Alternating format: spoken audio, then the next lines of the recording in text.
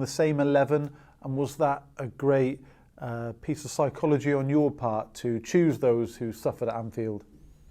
I don't know. I don't want it too big. Psychology is, but of course I want to give the trust to the team, and I think they have made so many progress during the season. From the last 24 games, we lost 2. It was 1 against Arsenal, 1 against Liverpool, and for the rest, they're progressing that well. And then 1 defeat, huge defeat, clear. But then you can't forget all the cool things they did as well, and that's why we choose this lineup. But also in perspective of the opponent, we thought from tactical perspective this was also the best way. And it was interesting beforehand, you seemed to make a point of applauding the fans at Old Trafford.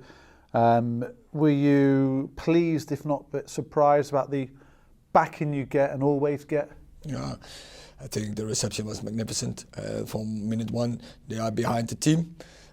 So we are pleased with that, and we tried to give it back. We did everything we could do, and it was a much better performance as on Sunday. That was clear, and then you get it back as well. I think we scored some great goals, but also there were many more great attacks as well.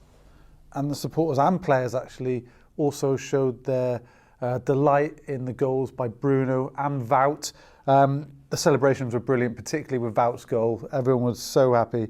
Again, how much did that tell you about the support that the players have from the fans and each other?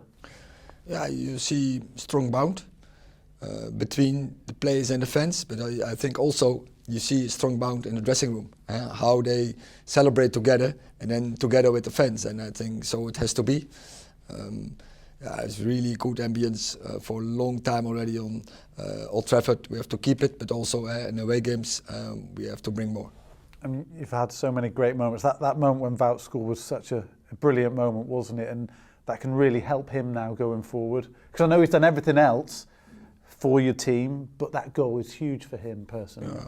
Of course, but what I expect him to do, to get him in the right positions.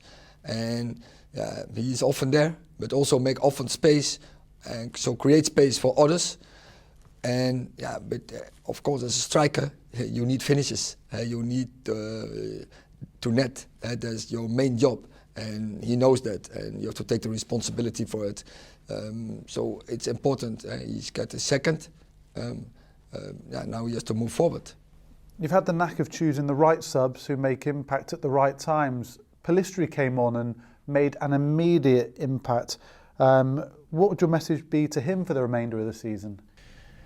He's the example by deserving his position by performance on the training.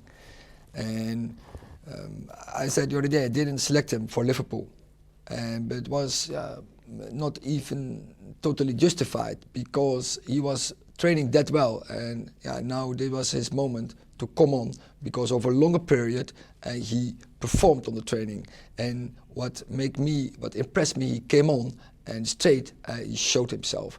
I said when they came on, Scott and Pelle, 3-1, but 4-1 is huge to make that extra goal. And in the first moment they did, so it was brilliant.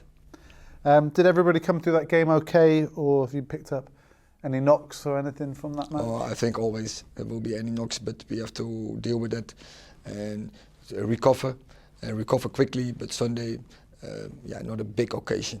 Yeah, and Anthony Martial, you mentioned, is back on the football pitch. How's he progressing? Yeah, he's progressing, but we have to be patient, and we will see how quick it can go. But we have to plan it.